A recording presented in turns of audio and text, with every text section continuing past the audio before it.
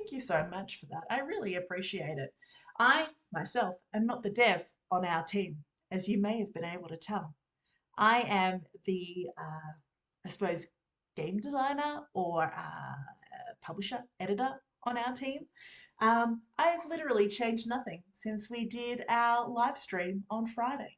So um, I do not know why the stream decides to change my inputs, but I do appreciate you letting me know, Angry Moose on the Loose. I very much appreciate that. But also very annoying that I have essentially been speaking for 20 minutes into the ether. And so when we have a look at the virtual video, how many and how often? That is so correct. Never ask why on the bugs, only how many and how often. This is not the first time that the audio has switched over. I will definitely say that. So I appreciate that greatly. This live stream is about brainstorming, I suppose, story ideas or narrative game aspects of the the games development process. So we will often do a lot of work on interactive games based in location. So we are a remote team that works on a location-based storytelling platform. And so we will do a lot of interactive real-life choose your own adventures, outdoor escape room style puzzle trails, interactive behind the scenes film tours, those kind of things. What we do a lot of in our day to day creation and game development. But I've also come from a background in publishing, in book publishing in particular. So, what the point of this Creator Labs is essentially getting together with other game designers, writers, whether you write for books, film, theatre, games, and kind of just getting together and brainstorming story ideas, whether they be interactive, passive, or otherwise. So I appreciate you being here, Angry Moose, and helping me catch the audio bug there. I don't know whether you are a dev yourself, or whether you potentially are a narrative designer, or have an interest in kind of brainstorming different stories. But the particular story that I was talking about, apparently to myself right here, was an alien invasion story. It was originally written for a very specific city in Australia. It's a spoof comedy. It's meant to be stupid, funny alien invasion. And we were essentially rewriting it to see if we could rewrite it in such a way that it could that it could be placed in a new city. Cringe life stories. No, that's fair. Those stories give us life. All the Schadenfreude attached to attached to that. So for a couple of weeks now, we've kind of been going through and rewriting this story to see if we could, potentially place it in different cities. What would we need to be able to do that? The point of the previous story, though, was that the original statues that would like take down the spaceship and those sorts of things, they wouldn't use what you would expect them to use to do that. So if the statue had a weapon, it wouldn't actually use that weapon to take down a spaceship. It would sing an opera. Or if it was a politician, the politician would bore the spaceship out of the sky. So just really stupid stuff. But that's kind of difficult to make generic and put in a different city when you don't know what the statues will be like. You don't know what will be in there. Is the statue on a horse? Like, who knows? Yeah, so the idea is kind of a Pokemon Go style. So it's meant to be played in location. It rather than kind of being the collection of animated creatures, the idea is that you might be a choose your own adventure kind of a character where you get to make different choices and they'll take you to different places in the city, depending on the choices that you make. Um, and then there's also, um, you know, puzzles that you can solve, or you know, scavenger hunt style kind of like activities that you could potentially be doing. Um, so it it is um, easy when you are writing it for a very specific place, but when you are trying to make it generic enough, it takes a lot, as you say, a lot of adaption and tweaking to be able to kind of make that work. So yeah, that was kind of the experiment um, behind that. So I don't know whether you had any questions in particular, Angry Moose, but I was just kind of gonna play around with potentially building out a behind the scenes film tour for the Last of Us locations. Um, so where I am in Canada, in Alberta, oh, well, thank you. Thank you for chilling with me for a minute. I appreciate it. It can be lonely on the stream. Um, uh, yeah, so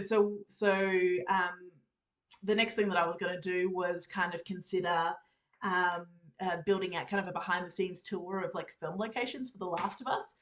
So the first season of The Last of Us was filmed in Alberta here in Canada. And so they had a lot of like really awesome stunt crew stuff, and like set design pieces that they would build. I don't know if you potentially like saw any of the media coverage, but there are some like great photographs of Pedro Pascal and Bella Ramsey on like a fake horse that's on this kind of like trailer um, that they do, and then they, you know, converted like an overpass into um, this weird apocalyptic kind of landscape, and you can kind of see what parts are like CGI and what parts are actually part of Calgary, for example. So that was kind of the next thing that I was planning to kind of have a look at, in lieu of brainstorming some stories with people, was actually building out kind of like a film tour uh, in Calgary, because I'm a little bit obsessed with The Last of Us. Um, and playing around with those kind of bits and pieces and elements, because the thing that I really, I suppose, like about this kind of technology is that like 100% it can be used for games, but it can also be used for like behind the scenes tours in films. It can be used for interactive theater. It could be used for like music experiences. So we've had like musicians do mixtapes in particular areas in a city of things, or areas that kind of inspired them to do different stories. So just kind of like playing around with that concept of, you know, location and storytelling. So when I was looking at The Last of Us, I uh, I was looking at uh, the kind of like local travel sites, which would take all of the shot lists of all of the different places that they had filmed things, and seeing what I could pull together from the cool shit that they had. So for one of the locations, I had kind of gone into a particular lot that they had um, converted into this um, zombie attack scene, I want to say. So it kind of exists on the outskirts of Calgary. They have this film lot which is next to the film commission and the studio in Calgary. And so they had some really, really cool behind the scenes kind of like no memory of anything of them building that together. But then also they kind of would show the beforehand, they'd show the little model that they had built, what those scenes looked like afterwards. Um, then they would show you kind of how they set the fires, how the stunt crews kind of would prepare for um, the film sets, and how um, those stunt coordinators would then play around for that. Um, so I kind of found that to be really interesting. Um, but also, like, you can kind of use this sort of technology to also show off things like, oh, what were the stars' favorite haunts nearby, right? Um, so what were their um, most excited um, places where they had breakfast and all of those kind of random things. Um, so there was some really interesting kind of looks at how they would take and adjust those pieces and those elements. And so, like, CBC kind of went to an overpass that the um, city of Calgary shut down for 3 days to put together these scenes um, of Pedro Pascal and whatnot. Kind of, they blocked off this whole city overpass as a way of um, uh, pulling together like different scenes from the platform. So we kind of started building this out as a potential um, story or experience that you could use for that. Um, and so when kind of putting these sorts of things together, where, as you can see, you have a lot of different uh, locations all around the city, from like downtown to across the kind of urban centers here. Um, the question to kind of ask yourself is like, A, what's the most interesting and easy, I suppose, to like visit as a person? Are you going to be driving there? Are you going to be walking there? Is there a bunch of behind the scenes like content and those sorts of things? But like, when creating these kind of immersive experiences, what's really interesting is people like HBO will have an entire website that is devoted to uh, um, stills from the uh, different media um, properties that they have. So you could, for example, look up um, the The Last of Us, uh, or their brands. So you could go into kind of like HBO Max, or other brands in there, and you can actually kind of see all of the images that they have for that. Oh, Japan has something similar. You could tour places from anime. Oh, I did hear actually that there was an anime creator who essentially revived the city that they were from, because they um, the city where they were born and grew up in was kind of rapidly dying because all of the younger people were moving out to Tokyo, and all of the farming and that kind of sort of industry in the area in and around that town was slowly dying off because they didn't have anyone to kind of take over those different industry jobs because all of the young people had moved to Tokyo.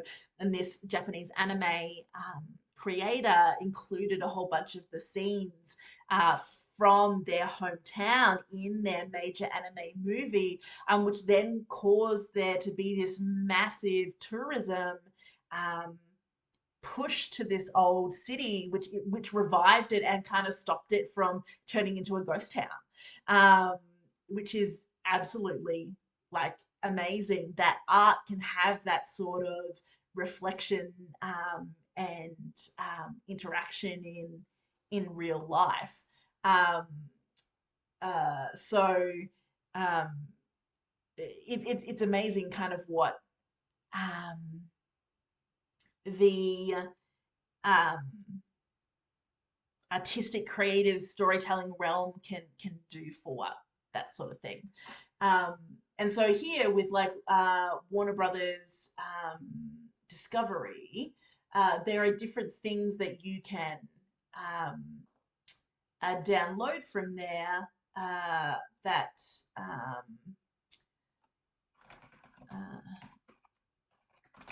from Last of Us. And so under their press room section, um, they allow you to kind of have a look at the different images from all of the different episodes. And so when you're looking at those different seasons and those different images, you can actually see images, you can see trailers, etc., of the different properties that they have. And so you can go into the different episodes that they have and spot uh, those different kind of locations um, in those episodes and to match them with the locations that you kind of see here um, within like the filming locations for a set.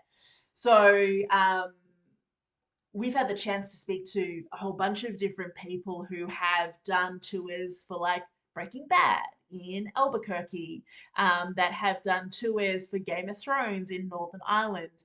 And they'll use websites like this to kind of pull really interesting images from that set location. And then they'll trawl through social media for some of the behind the scenes gossip and those kind of things that they can use to fill out their tours. And the really interesting thing, particularly about film, is that um, film tourism has become like a really massive, like crazy massive industry. So film tourism is like a $70 billion a year industry at the moment. And so if you think the fact that The Last of Us started off as a game, right? So it started off as a very beloved game, which has then been turned into a TV series that has been like HBO's like highest watched TV series since the final season of Game of Thrones, right? Which can then be turned into experiences like behind the scenes, like kind of film tour experiences, which like leverage a $70 billion like film tourism industry. Um, and so one of the really cool things about like that kind of industry is that we were speaking to the guys out of Albuquerque who run like the Breaking Bad RV tours. And so like they take you all around the different spots in Albuquerque where Breaking Bad was filmed. And according to them and the New Mexico Film Office, those tours have essentially been sold out for like the past 10 years. And so like Breaking Bad stopped filming in what? I want to say 2013. I mean, Better Call Saul has been has come through later as well. Um, but they kind of take that film property and then they kind of show people that behind the scenes look about it. And so that's what I suppose I really love about the Breaking Bad tour would be super insane. So one of them actually will do the tour in like the RV, the same type of RV that's in the Breaking Bad TV series. Um, I actually heard because they told me about how there's one particular location they don't visit, which is a one of the houses where an infamous pizza scene happened. Apparently, where someone was like throwing pizza on the roof of a house.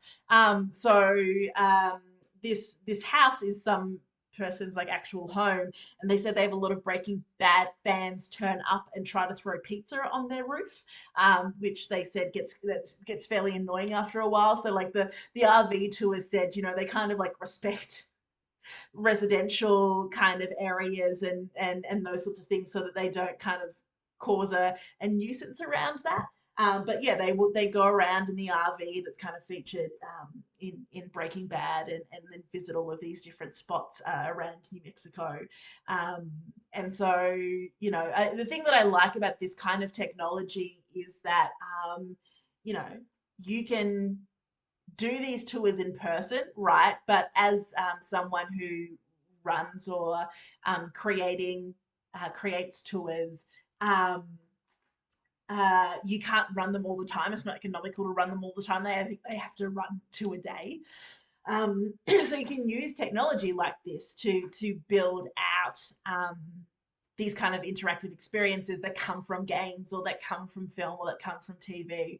Oh yeah, I totally agree. Like trying to clean pizza off a sunny roof like Albuquerque is, let's face it, desert. You know, like the very warm area. Like you can imagine why they would be a wee bit pissed about people coming and like redoing that scene as part of that. Although, like, I would argue, you know, maybe get yourself like a snap, like a bespoke snap kind of like filter or something where like people are throwing like virtual pizzas on a roof, and maybe you can avoid that and make some money at the same time. Like I'm sure there has to be some way of being able to be able to leverage that, right?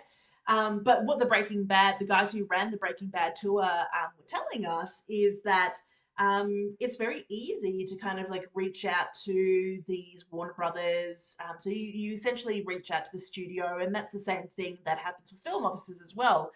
So there is a town in Ontario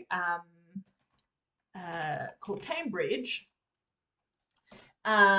which was one of the key places for filming of The Handmaid's Tale. And so they have an interactive map which shows you all of the different locations for The Handmaid's Tale.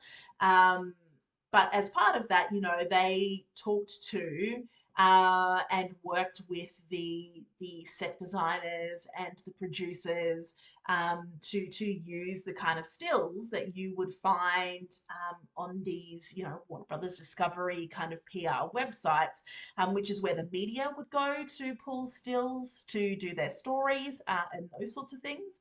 And so they would make sure that they reached out to the studio, let them know what they wanted to do.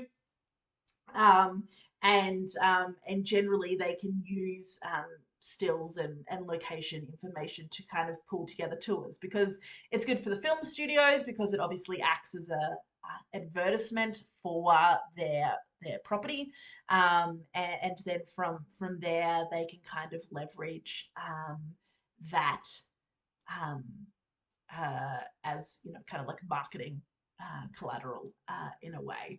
So kind of interesting ways that people kind of will leverage those IP, that property, those type of properties, to be able to do everything from you know, experiences to obviously like the tourism boards. They want people to visit their regions. The studios want people to keep coming back to their properties and, you know, come back and rewatch a season that they may like or try a new show that they may not have. Or they want to kind of convince people to then come and film in their region as well. So it's kind of an interesting to look at that kind of that film production, film tourism kind of like roller coaster that's happening at the moment, and then how kind of interactive platforms can take those maps and then add in those kind of behind the scenes content to make something really cool. And so you can kind of do non-fiction based kind of entertainment stuff, or you can, like, as I said, you can build out real life choose your own adventures. You can build out, you know, puzzle trails. You can build out those kind of different experiences in different genres um, that go beyond maybe like collecting a Pokemon or doing, you know, an Ingress mission. So there's some kind of interesting things that you can do in those sorts of areas. But that brings us up to the end of, I suppose, Creator Lab for today. I am in your debt, Angry Moose on the Loose, for letting me know that my microphone mysteriously turned itself off. So I like really appreciate you so much. Um, so thank you for that. As we know, I am not the dev on my team. I am the narrative designer person, but honestly, like I live and breathe stories, whether they're games, books, short stories, interactive stories, um, film experiences. I honestly don't care. So if you ever want to come back on a Monday and jam about interactive storytelling, please come back. I really appreciate you keeping me company in this adventure hour. Um, we also do during this creator lab, sorry. So we also do an adventure hour every week where we live read and armchair travel our way through a city on a choose your own adventure. So this week, our choose your adventure, we are going to be the Apprentice of Death in the city of Brisbane, Australia, where we will be kind of choosing our way or our adventure through Brisbane city and seeing where we end up on that adventure. So we do that every week with the creators of the story. So it'll be the author this week. Last week it was the visual artist from the story called Nine Fathoms Deep, which was a superhero story.